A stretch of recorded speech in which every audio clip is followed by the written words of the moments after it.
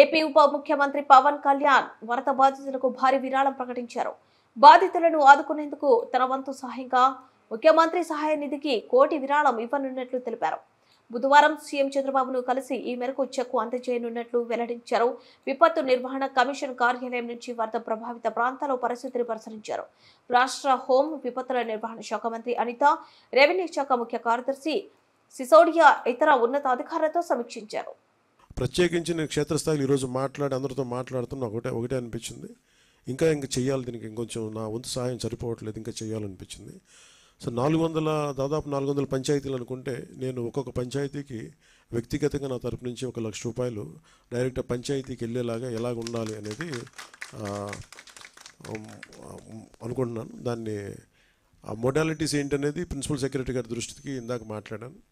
ఇది డైరెక్ట్గా పంచాయతీలకు వెళ్ళాలి. మన 10,000 రూపాయలు 25,000 రూపాయలు ఎలాగా డైరెక్ట్ పంచాయతీ నిధుల్లో పడ్డాయో అలాగే ఈ 1 లక్ష రూపాయలు కూడా ఇది ఎంత సహాయం అవుతుందో తెలియదు, కానీ కనీసం ఆ పారిశుద్ధ్య పనుల కన్నా పనిచేస్తే ప్రభుత్వం మీద కొంచెం భారం తగ్గుద్ది.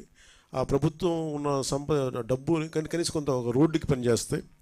సో నా సైడ్ నుంచి నేను ఇచ్చి 400 పంచాయతీలకి ఈ 1 లక్ష రూపాయల చొప్పున కనీసం పారిశుద్ధ్య పనులకు కొంచెం సహాయకారిగా ఉంటుంది అనేది. అలాగే మా ఉద్యోగులందరూ కూడా, మా పంచాయతీరాజ్ ఉద్యోగులందరూ కూడా, ఆర్డబ్ల్యూఎస్ ఉద్యోగులు, అలాగే పీడబ్ల్యూడీ అందరూ కూడా వచ్చి ఈ రోజున మాకు నిలబడ్డందుకు మనస్ఫూర్తిగా ధన్యవాదాలు తెలుపుకుంటూ, అలాగే మన పక్క రాష్ట్రం, మన సోదర రాష్ట్రమైన తెలంగాణకు కూడా నేను 1 కోటి రూపాయలు నిధిని నేను విరాళంగా ప్రకటిస్తున్నాను. అది తెలంగాణ ముఖ్యమంత్రిగా మన గౌరవ ముఖ్యమంత్రి